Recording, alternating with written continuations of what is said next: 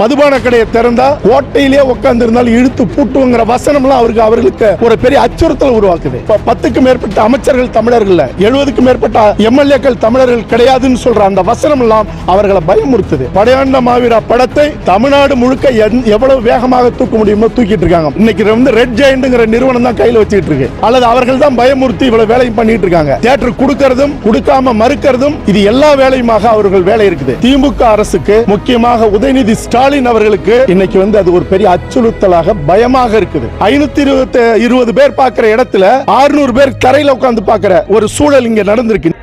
காடுவெட்டி குரு அவர்களுடைய புகழ் இறந்த பின்பு பல நூறு மடங்கு பல்லாயிரக்கணக்கான மடங்கு பெருகி வருவதை இங்க இருக்கிற அதிகார வர்க்கமும் ஏற்க மறுக்குது. அது ஆபத்துன்னு நினைக்குது. அவரை போலவே சமரசமற்று இந்த மண்ணுக்காக, இந்த மண்ணின் பூர்வகுடி மக்களுக்காக போராடுகிற ஒரு புரட்சியாக மாறிடுமோ அல்லது ஒரு பெரிய எழுச்சியை இந்த படைப்பு உண்டு பண்ணிட்டா இதை அடக்கிறதுக்கு மாவீரன் காடுவெட்டி குரு என்ன இலக்கு கொண்டு போராடினாரோ அந்த இலக்கு உயிர் பெற்று அது அடக்க முடியாம அல்லது அதை தடுத்து இந்த மண்ணிலிருந்து அப்புறப்படுத்தணுங்கிற நோக்கம் இன்னைக்கு இருக்கிற ஆள்கிற தமிழ்நாடு அரசுக்கு, திமுக அரசுக்கு, முக்கியமாக உதயநிதி ஸ்டாலின் அவர்களுக்கு இன்னைக்கு அது ஒரு பெரிய அச்சுறுத்தலாக பயமாக இருக்குது.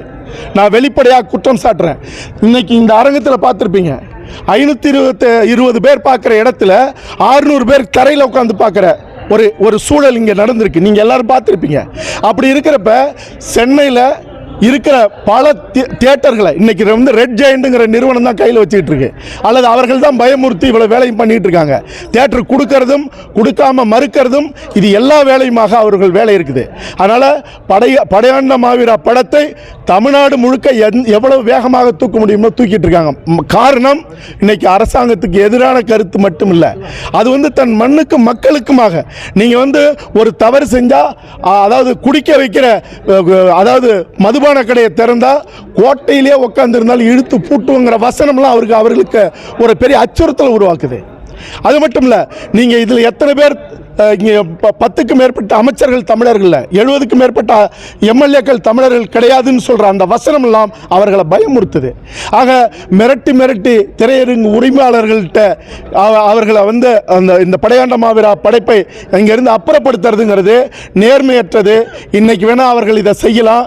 ஜெய் பீம்ங்கிற ஒரு படைப்பை நேர்மையற்ற நிலையில காடுவெட்டி குரு அவர்களை பயன்படுத்தினதால்தான் இன்னைக்கு பதிலடியுமாக நான் படையாண்ட மாவீரா செஞ்சிருக்கேன்.